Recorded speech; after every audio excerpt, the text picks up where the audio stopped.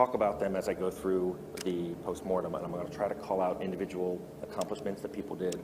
I tried to remember who worked on what feature and who thought of what cool idea that made it into the game, and even a few that didn't. But it has been 18 years, so I may not remember all of them, and I know some people who worked on it in the audience, and they're going to keep me honest. The first thing I want to do, because it's a common question I get asked, is what influences were there on the game? Why did we end up making Fallout the way we did? I'll talk about books and games and movies that we really liked. I'm going to talk about challenges. The theme of this talk was almost the game that was almost never made. It was almost canceled twice, one of which you may have heard about, one of which you almost certainly didn't. It was just a very rocky road to get this game produced. And finally, I'm going to try to, if I have time, I'll talk about the legacy, some features I see in games now that were not common at all when Fallout was made. So let me start with influences. I broke those up into computer games, paper and pencil and board games, books, and movies. We were a very media spongy group. People every day would talk about, I just saw this movie or I just read this book. And we're not even talking recent ones. I have stuff going back to the 50s that people would come and go, I just found this book in a used bookstore. We've got to put a town in based on this book. So the computer games, XCOM, and if you haven't played this game, it's wonderful. We all loved the turn-based strategic combat in this game.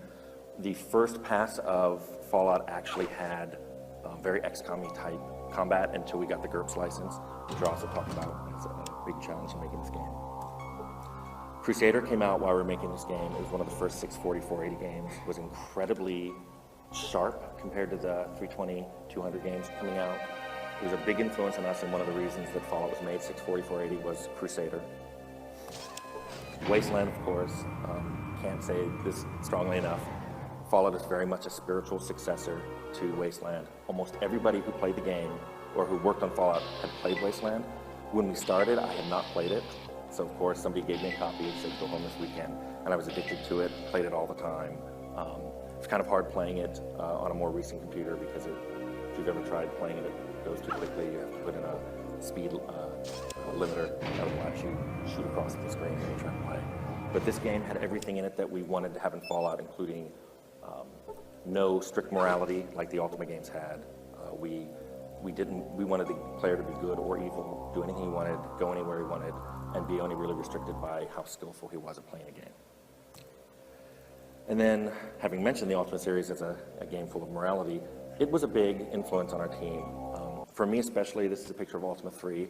It was the first Ultima game I played. I'd never played 1 or 2, and it just stuck in my head as this is the way an RPG should be made. And while Fallout doesn't have a lot in common with Ultima, it really guided how I thought about making an RPG. Paper and pencil games, GURPS. I'll talk about this later when I talk about legal challenges in making this game. But as many of you know, Fallout was based on GURPS for about the second and part of third year of its development. And then we lost the license, or we stopped using the license. However, GURPS as a generic role-playing system really influenced our game in thinking of classless, skill-based characters and no longer giving people stereotypes to play in the form of character classes. Wiz War, it's a great board game if you haven't played it. It's a great beer and pretzel game. What's fascinating about this game is every time you play it, you shuffle the board pieces together. And we would play this a lot every evening while eating dinner, which we did at work a lot. And we just loved the fact that we could play it every night, and it felt like a completely different game, especially as we made additional cards and just extended the game well past what the original designer had ever intended. And of course, Gamma World.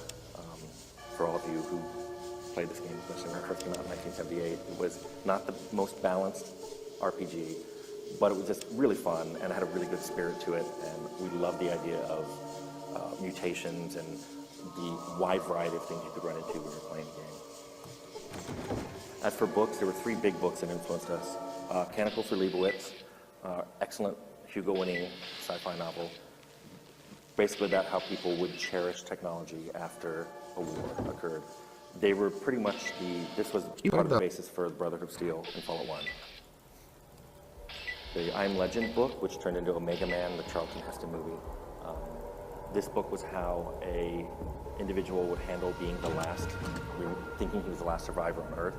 This is why in Fallout 1, when you're voted to leave the vault, we really wanted that sense of isolationism, that sense of you're the only person out here in the wasteland who's, quote, a normal person, and we wanted you to feel like special in that way. And finally, there was a book and a movie called On the Beach, which talked about how community would survive past a nuclear war, thinking that they were the only community, and they were very isolated. And then what happens when they do get approached? In this case, it was a U.S. sub beaches near this Australian town, and how those two groups interact. For movies, Road Warrior, that's a gimme. If you played Fallout, you'll see the jacket is in the game, the gun's in the game, the dog's in the game. A Boy and His Dog, that wasn't the dog. This one was basically had the underground vault. We used to have talk about how mutations didn't have to be obvious, because in this case, spoiler warning, the dog's telepathic. It's actually a bit smarter than Don Johnson. So we like to talk about how all the mutations wouldn't be obvious. That didn't really make it into the game. We decided to make the ghouls very obvious and the super mutants very obvious. But the Day After, this is an 80 miniseries that talked about how rapidly civilization would collapse, even the day after a bomb falls.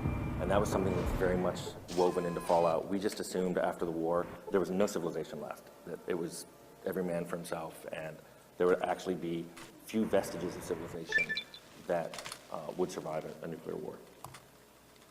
Forbidden Planet, this was especially the art director, Leonard Boraski's idea that the robots in Fallout would be based, or all the technology would be based on technology that the 50s projected into the future. Oh my. So that's how Fallout got explained to people who were coming onto the team. We didn't I'll want take to see that. Terminator-style robots. We wanted to see Robbie the Robot-style robots. We wanted to see Forbidden Planet-style ray guns, if we I'll did ray guns at all. fucking take that, dude. Fucking I mean, finally. we It's viewed by 3 often seconds. went I don't even care at this point. visual touchstone. I don't even One care. note that is far more important visually, City of Lost Children. You may recognize that ocular. It's the Power Armor ocular that's on the front cover of the box. The art staff fell in love with this movie and would play it on continuous tape in their office.